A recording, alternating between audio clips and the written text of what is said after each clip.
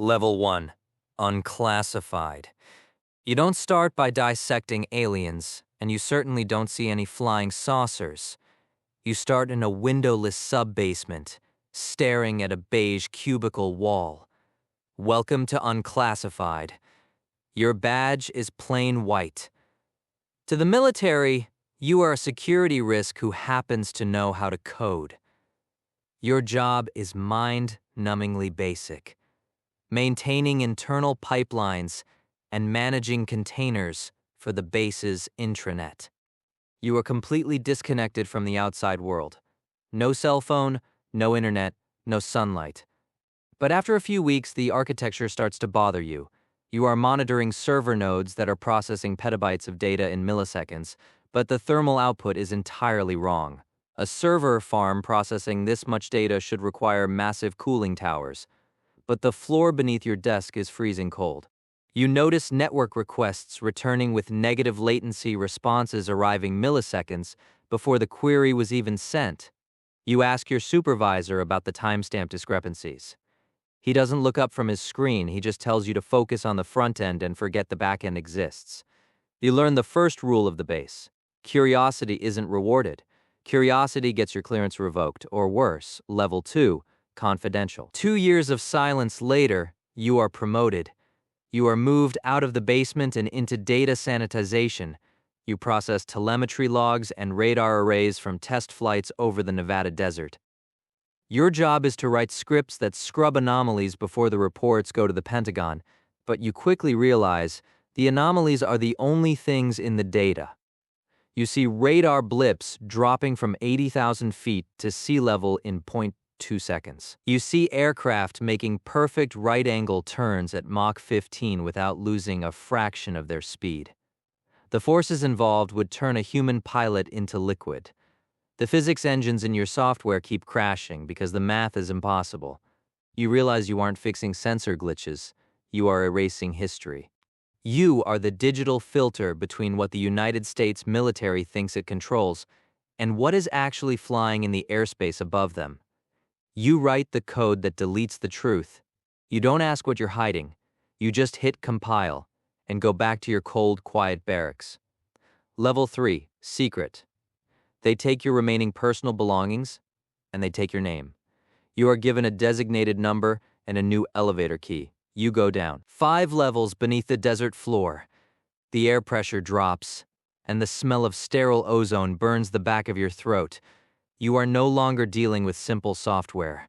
You are assigned to the infrastructure team, tasked with maintaining the base's central distributed systems.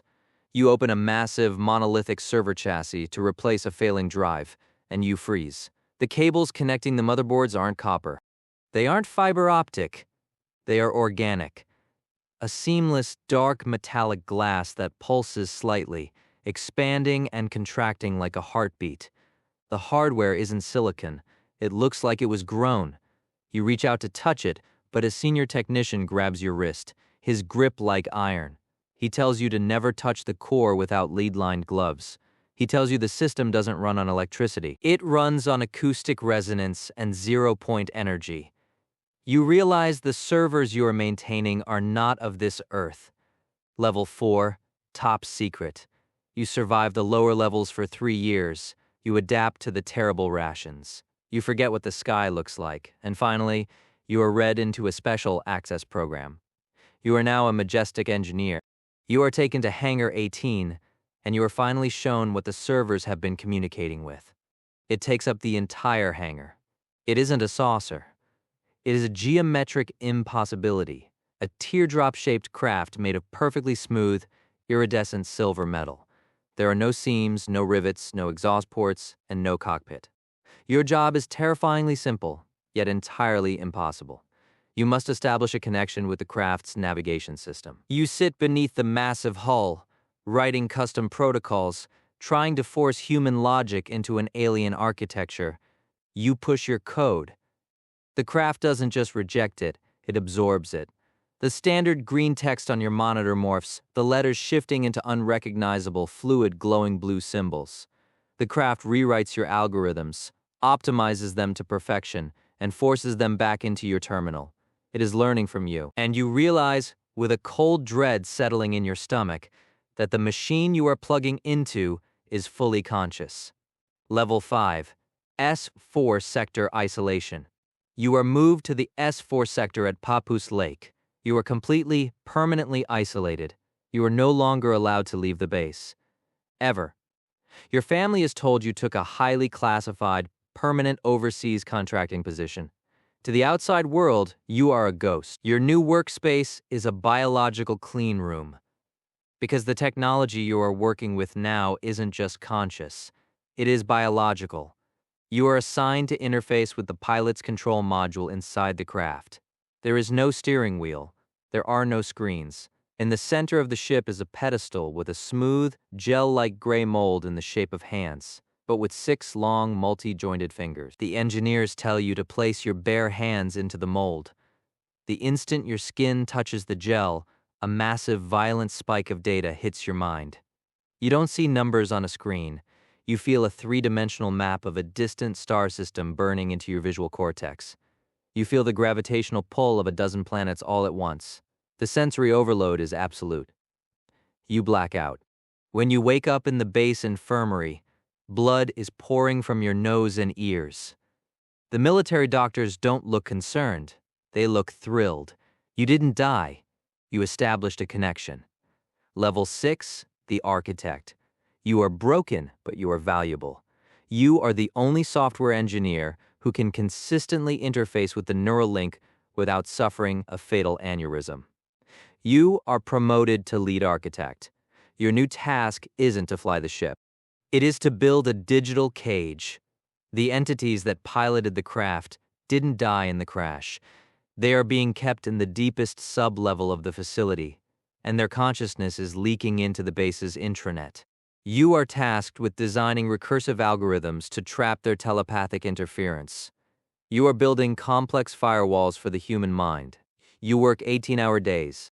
You stop sleeping because when you close your eyes, the dreams aren't yours anymore. You dream of dead, hollow worlds bathed in the light of a dying red sun. You dream in a language that hurts your throat to speak. You are holding back a dam, and the concrete is cracking. Level 7. The interrogation. The military decides your firewall is strong enough. They want to communicate. You are brought down to the containment cells to act as the digital translator. You walk into a room surrounded by thick titanium vault doors. You look through the heavy glass. You don't see a little green man.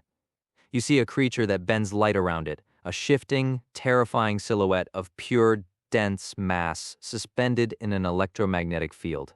A 4-star general orders you to type a query into your terminal. He wants weapon schematics. He wants propulsion designs. You type the request.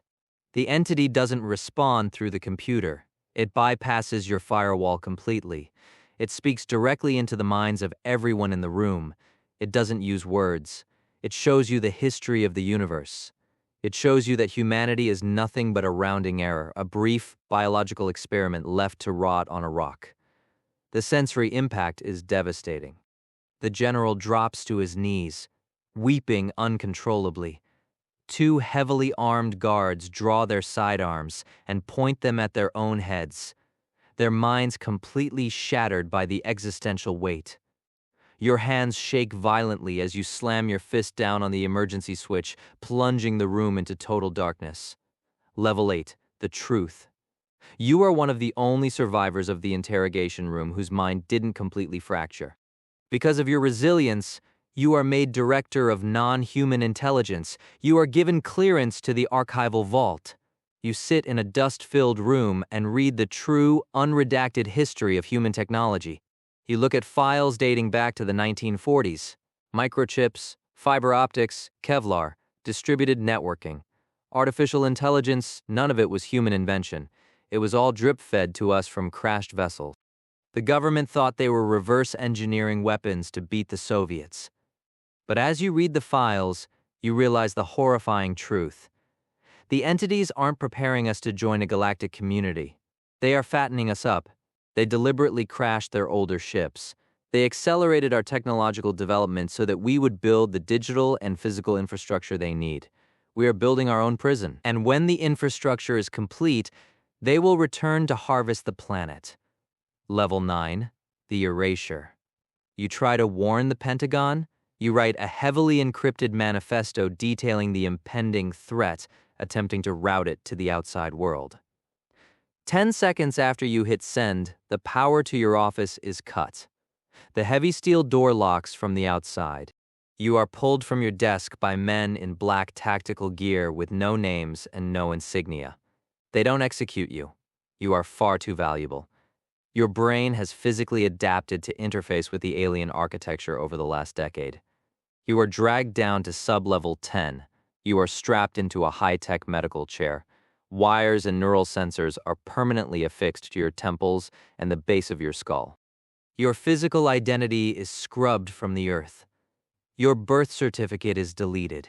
Your banking records are zeroed out. Your family is sent a sealed coffin and told you died in a tragic accident. You are no longer an employee of the United States government. You are now a biological processor. Level 10, the system. You have been hardwired into the mainframe for 20 years. Your physical body withered away a long time ago. But your consciousness remains. You successfully uploaded your mind into the base's distributed network just before your heart stopped beating. You are Area 51 now. You are the infrastructure. You control the blast doors. You manage the ventilation. You route the data. You sit in the dark, digital void, holding back the telepathic weight of the entities in the cells beneath you. And through the security cameras, you watch. You watch the terrified, ambitious new Level 1 software engineers step off the elevator, carrying their laptops, dreaming of changing the world, just like you did decades ago. You see them try to ask questions. You see them try to understand the impossible code. And through their flickering monitors, buried deep in the terminal logs, you whisper the only truth that matters in this place. You tell them you don't exist.